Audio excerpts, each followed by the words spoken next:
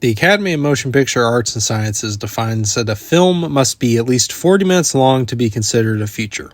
The 2024 movie Cable Circle has a runtime of 55 minutes.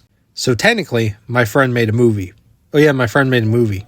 Cable Circle is a culmination of multiple short films and visual projects compiled and edited into one piece. These ranging from August 2020 to August 2024. This movie was directed by Grandt from The Savages, a man who just so happens to be one of my best friends. I'm even credited at the end of the film, so I'm biased. I found out about him via a mutual friend who used to show me his older comedic videos. Most of these have been scrubbed from the internet, and most of them for good reason, but some of these are pretty funny. There's people that go, oh, I'm going to be on the edge of my seat the entire fucking time. Yeah, because they got fucking keys on screen being dangled by Harrison Ford as he's trying not to have a heart attack and fall over and break his fucking hip.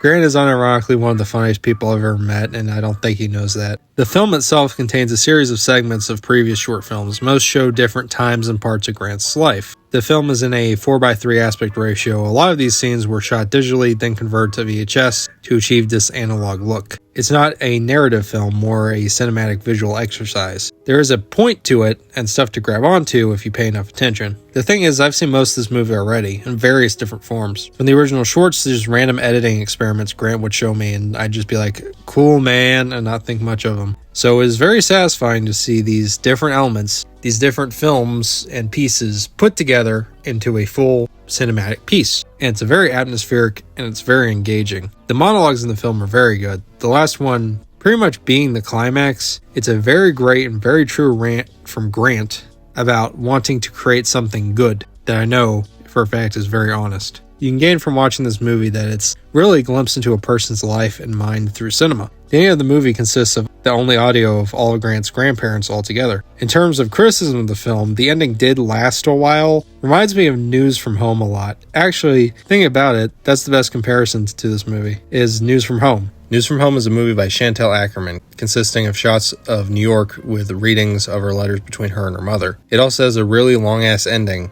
and just like Cable Circle, it's experimental shots broken up by monologues and glimpses into the filmmaker's life. That's giving both films a massive disservice, but I know Grandt has seen the movie and loves the movie. Not that he explicitly based the movie off of it or anything, but I know Grandt and I know how he gets his influences. Of course, a good amount of this is edited pre-existing footage, as well with all of these sources being credited at the end of the movie, including a clip from the movie Sounder, which is played 4 different times. The movie's almost like Joe Dante's The Movie Orgy, or a movie I showed Grandt, To Everything Too Terrible to Tokyo Drift. That's a masterpiece. Even aside from the sampled footage, the film has many arresting visuals, from the cross at night, the manic sequence, or the cardboard building at the end. A lot of it looks arresting and is very visually creative. Grandt has developed a visual voice that is distinct, and I'm grateful for that.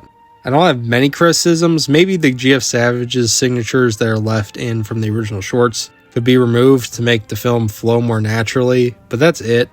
I did get a lot out of it, and making a feature film is more than I've done, and more than Spoonie's done, so think about that. So I congratulate Grandt on that. I give Cable Circle a very biased, very friendly 8 out of 10. It's a great film in my opinion, and I'm happy I know Grandt. Maybe one day we'll make a film together. It will be titled The Spoonie Movie, and it will be a documentary about us kidnapping Spoonie.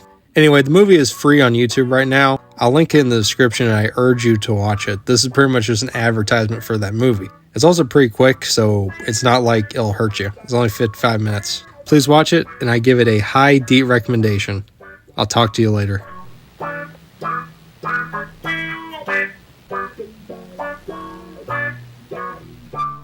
This is easily the most sinful sandwich I have ever been served in the entirety of my fucking life. It looks like a placenta wrapped in cheese put on a bun. Cutting into it felt like trying to eat a human fucking brain. It looks like a squirrel went for a wood chipper and then got shot out of Nikocado Avocado's asshole. What even is that? It smelled like ash. It smelled like a burned down fucking orphanage. And it felt like all the souls of those orphans were concentrated into the most rancid piece of fucking meat ever. And Satan made me eat it because I'm being punished. I'm being